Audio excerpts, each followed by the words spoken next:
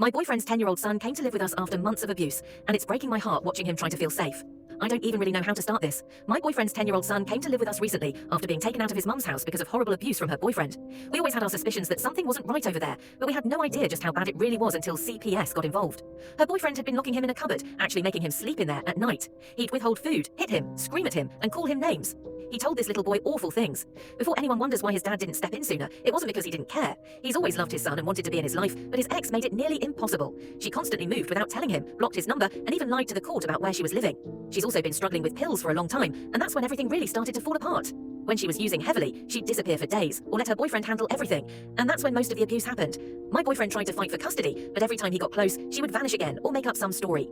It wasn't until recently that she finally resurfaced, and that's when CPS got involved and everything came to light. The guilt eats him up. He's been living with us for about 3 months now. He's safe, he's loved, he has his own bed and room and food whenever he's hungry, but you can tell he still doesn't believe it. He acts like every kind gesture is a trick. He's such a gentle kid, so sweet and careful, but he's also constantly on edge. If someone shuts a door too hard, he jumps out of his skin. If anyone raises their voice, even if it's just laughing loudly or calling out from another room, he goes completely still.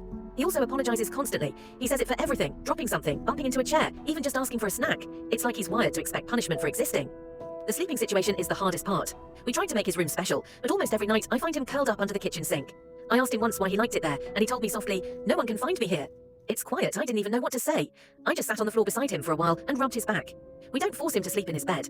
I figure he'll use it when he's ready. He also has really bad separation anxiety, especially with his dad. If my boyfriend has to go to work, it's heartbreaking. He clings to him and cries. When his dad finally has to go, he'll go inside his closet and just sit in the dark.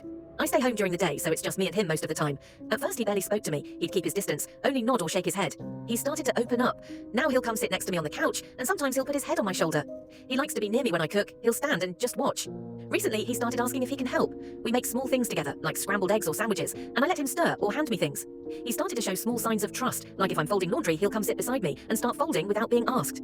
If I leave the room, he'll follow me, but not in an anxious way, more like he just wants to be near someone. But there are still really hard moments. He doesn't eat much, even though we keep telling him he can have as much as he wants.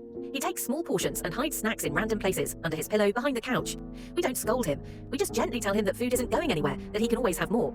We've gotten him into therapy, and his therapist said it's going to take a lot of time, patience, and consistency. We try to give him structure and reassurance every day. Same bedtime routine, same meals, calm voices, lots of praise for little things.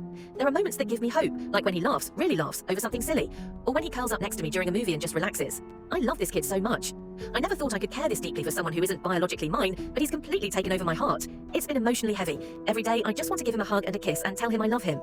If anyone has been through something similar, helping a child heal from severe trauma, I'd love any advice or even just words of encouragement.